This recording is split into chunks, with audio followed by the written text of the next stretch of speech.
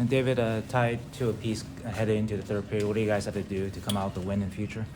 I thought there was a dip in our play in the third period, and I also thought they elevated their play, and we weren't able to match it. I thought there was a little bit of stretch there after they went up 3-2.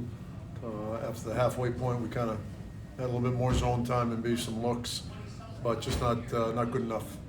Luke said that you guys needed to be better 5-on-5 in general during the game. What could you guys have improved there? I just thought we played a little too slow. I didn't think we had our pace to our game throughout all three zones.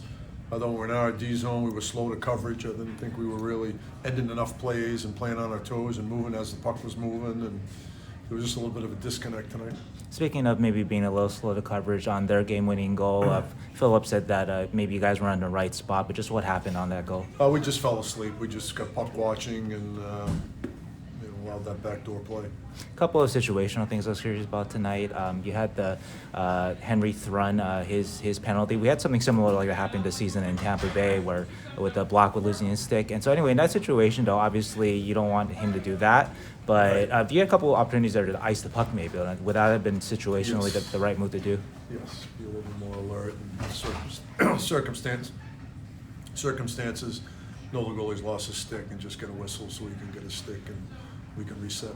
Is that a young team sort of thing, right? Working on it? Yep. Yeah. Yeah. Same question, I guess. Second period, you had a chance for a 5-on-3 for kind of a extended time on 5-on-3. We kept the puck and Yeah. didn't give it to him. Yeah. I think everybody on the bench was yelling, "Give it to him," but they didn't hear us.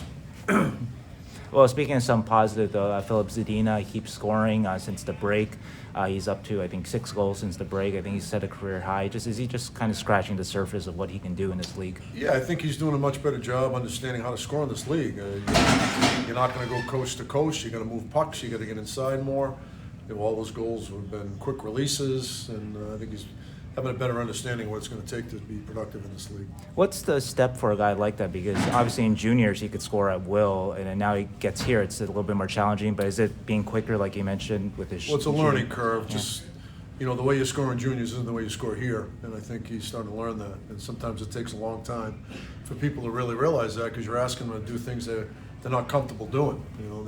They played a certain way for a long time. All of a sudden, you get to the National Hockey League, and you got to play a little bit different brand of hockey in order to be productive offensively, and he's starting to get that.